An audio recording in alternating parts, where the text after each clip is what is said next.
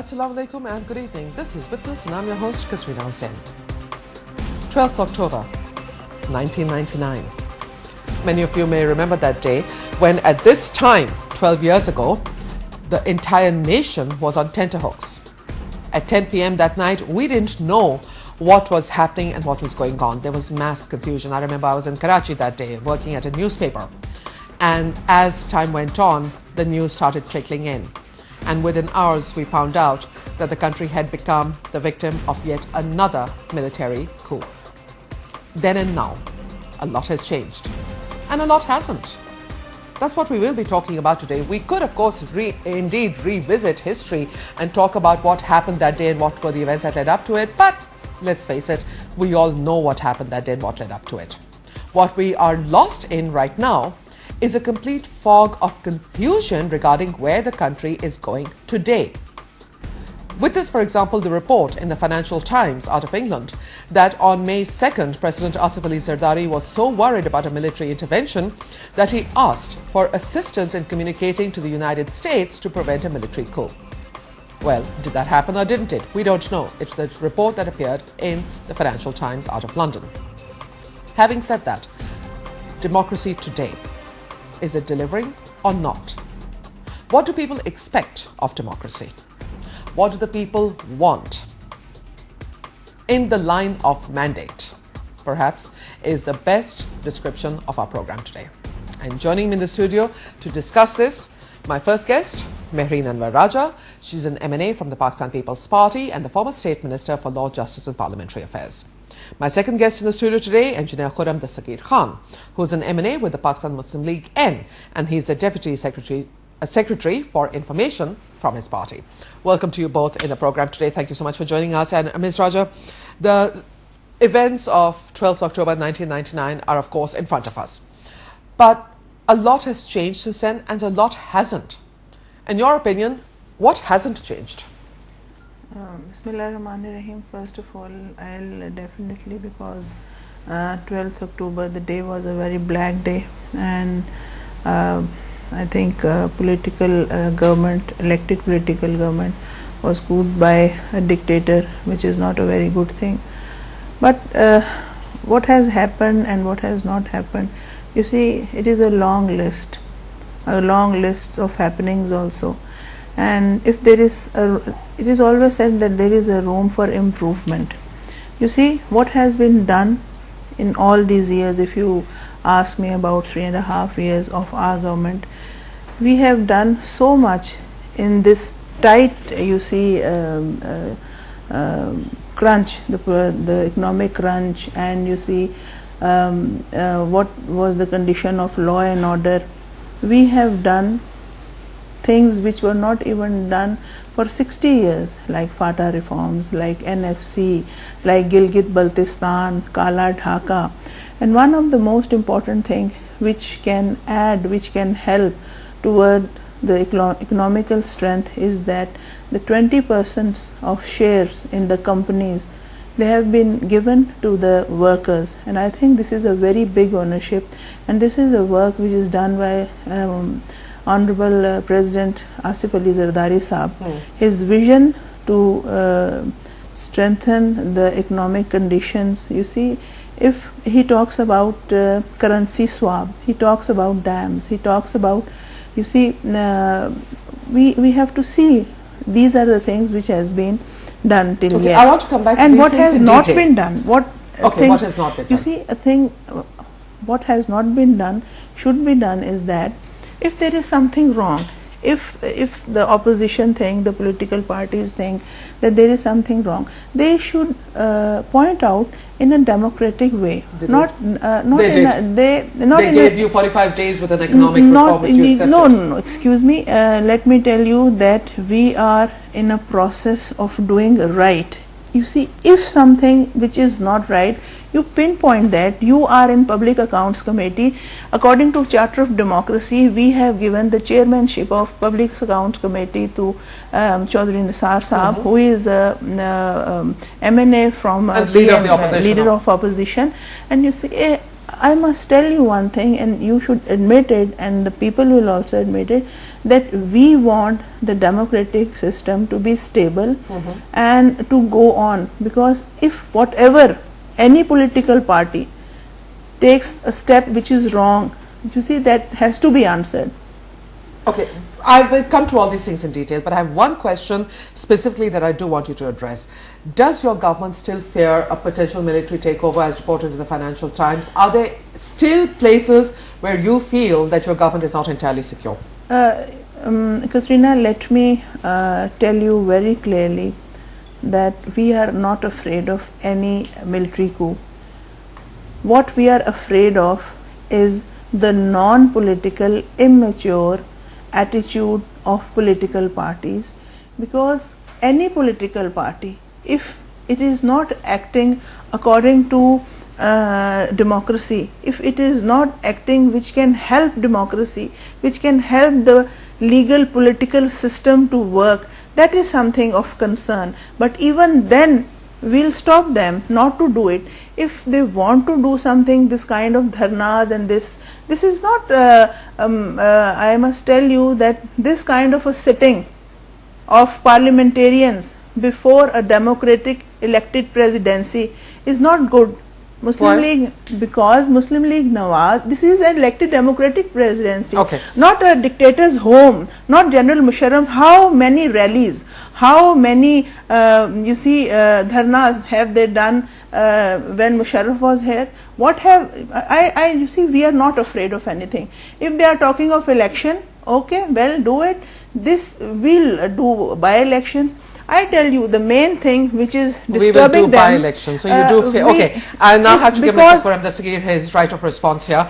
A strong statement though from Ms. Mehreen Raja, where she's saying non-political, immature attitude of political parties. And I was going to ask her which party, but then she specified she really means your party. Well, I think this government, since it has been in power for now nearly 3.5 years now, more than that, has of course a distinction that outside of a war, in its watch, most Pakistani citizens have been killed, either in result of suicide bombings or drone attacks. But most blood shed on Pakistani soil of Pakistanis is one of the other distinction, of course, they share is that they have, through their, I think, disastrous, catastrophic economic mismanagement, pushed the highest number of Pakistanis into poverty because of this. Into poverty. Pushed more Pakistanis into poverty. And of course, attached to that is the fact that they have taken on more debt, in fact, nearly equal debt than all previous governments in Pakistan's history have taken. So they have been responsible for these disasters, and one of the reasons that they are faced with this disaster is, as you asked at the start of the program, what hasn't changed?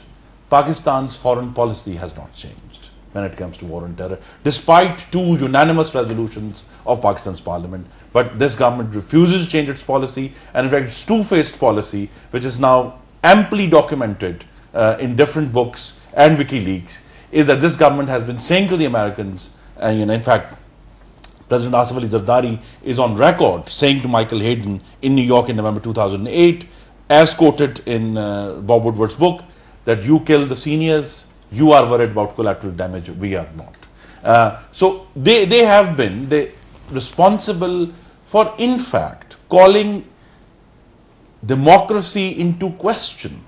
And my submission, I think it's very important for your viewers to understand, that the failures of the current government on the economic front, on the foreign policy front, on their failure to manage the economy, the darkness they have plunged Pakistan into, which is not only real darkness, but metaphorical darkness, is a failure of one political party. It's not a failure of democracy. It is in fact a challenge for all of us, challenge for us as political parties in opposition, and for the people to in fact now work even harder to fix the crises Let me, that Mr. this Dastagir, government... preempt Ms. Raja in many ways and ask you a simple question that your party presides over Punjab province, which constitutes 60% of the country.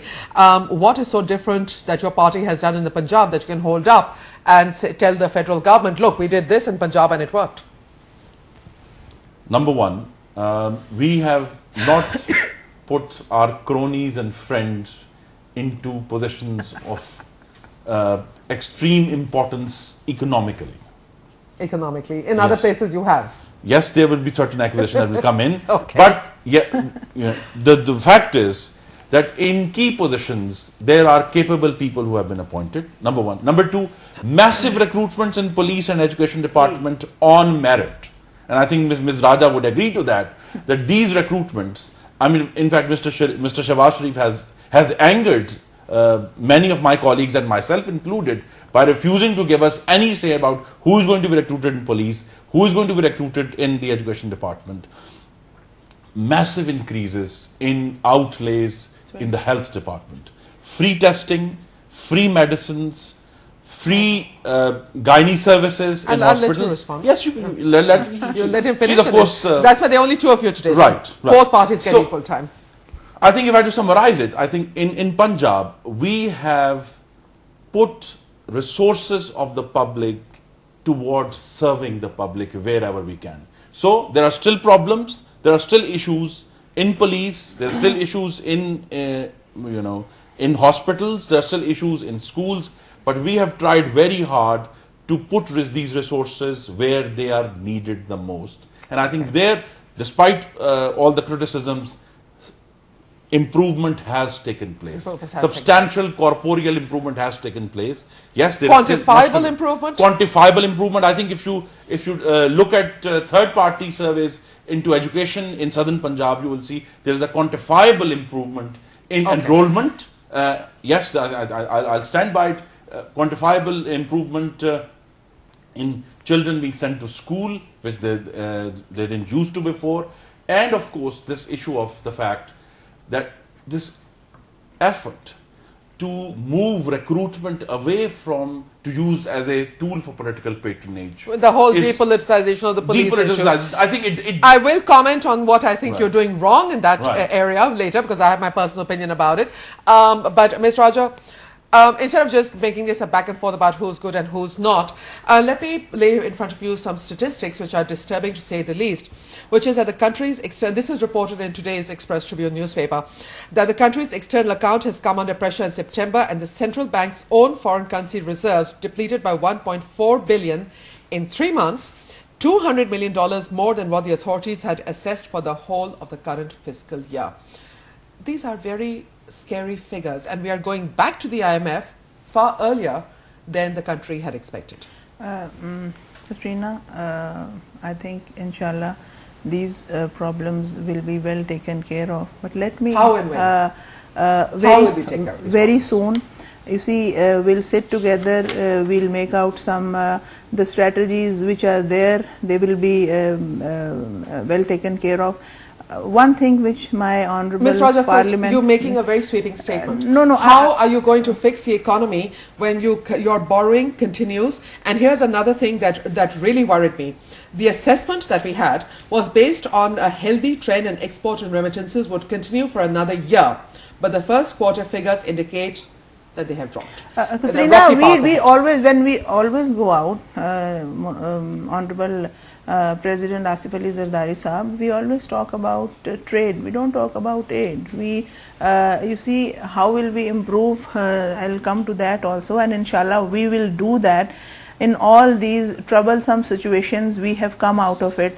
But I would like to answer the question of my honourable colleague. He has said that it is not 60%, Punjab is 66%.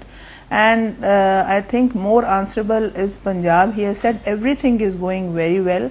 That's very good. That is very good. And they're improving how? Fugitive from law, they are on very high posts. They are free moving here and there. There are 14, my honourable colleague knows it much better. I don't, please tell me. 14 departments. Tell the viewers. We should be open to this. What about Rana Maqbool Saab? Oh, but one should answer The former for that. IG You of see, Sindh? what is he doing there? What are the posts given to him? And if you are asking who, He currently and holds no excuse post in me, Punjab where he was? What has was the been post? removed. No.